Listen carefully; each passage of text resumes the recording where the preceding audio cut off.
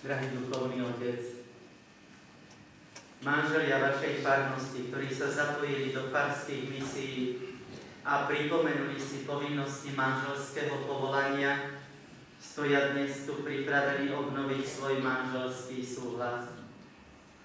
Vy, drahý Oče, príjmite ich obnovený súhlas a požehnajte ich ďalšiemu spoločnému životu.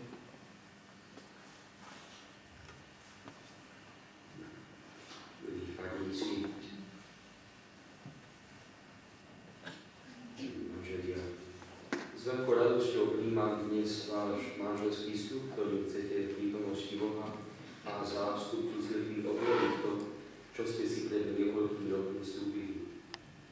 Prosme v tichosti srdca za Božiu milosť pre vás do ďalších rokov vášho manželstva.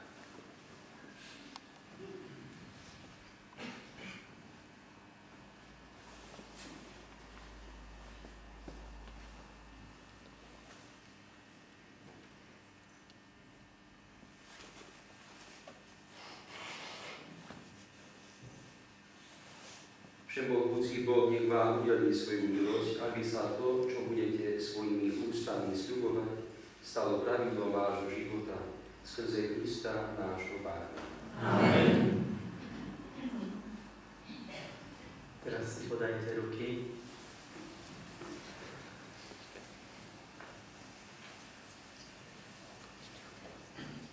Skúste sa tak pozerať jeden na druhého, aj keď budete možno čítať, ale ja vám budem predpovedať slova obnovy a najprv chlapi teda budú opakovať za mnou.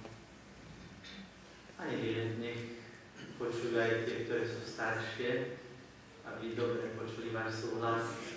Ja tvoj manžel, spojený s tebou, sviatostným manželským zväzkom, obnovujem dnes svoj manželský sľub. A naďalej ti sľubujem. Lásku, úctu a vernosť. A tiež, že ťa neopustím až do smrti. V tom nech mi pomáha všemohúci Boh. A všetci svätí. Teraz manželky. Ja tvoja manželka. Spojená s tebou. Sviatostným manželským zväzkom.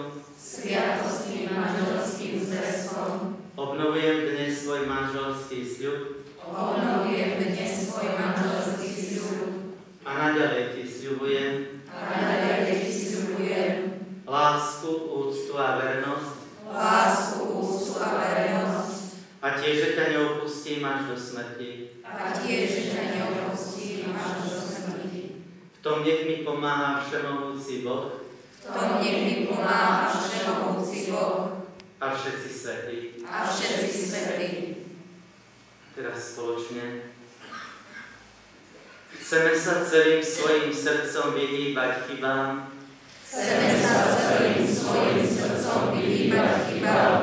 Ktoré by mohli zničiť naše manželské šťastie. Chceme sa snažiť zo všetkých svojich síl, aby naše manželstvo bolo naozaj Božou rodinou, žijúcou vo viere a láske. K tomu nech nám pomáha všemohúci Boh. A všetci svätí. Amen.